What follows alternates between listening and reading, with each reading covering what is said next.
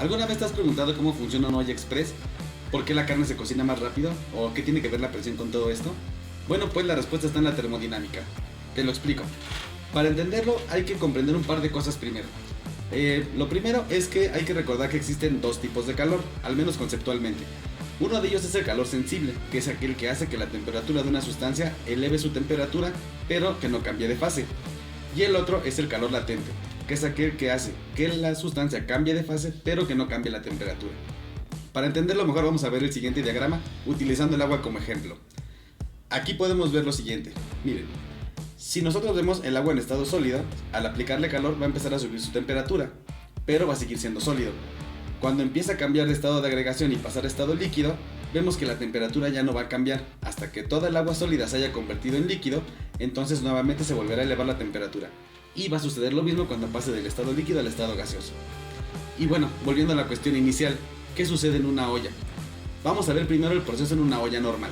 Cuando nosotros cocinamos nuestra carne en una olla normal, la temperatura se comienza a elevar y cuando el agua empieza a hervir, pues ya no va a subir la temperatura.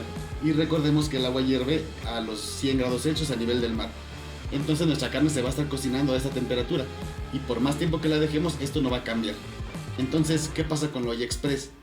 Bueno, pues algo interesante es que podemos modificar la temperatura de ebullición de una sustancia al modificar la presión a la que está sometida esta sustancia.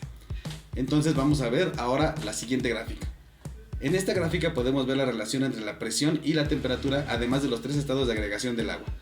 ¿Qué podemos ver? Y esto es lo más importante, que a mayor presión también se necesita una mayor temperatura para poder cambiar el agua de estado líquido a estado gaseoso.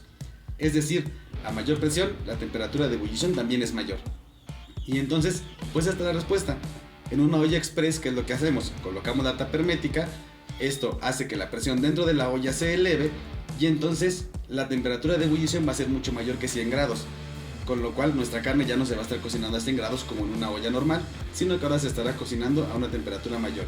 Según lo que podemos ver en esta imagen, la temperatura que alcanza una olla express es de aproximadamente 130 grados Celsius, con lo cual podemos reducir en gran medida el tiempo de cocción.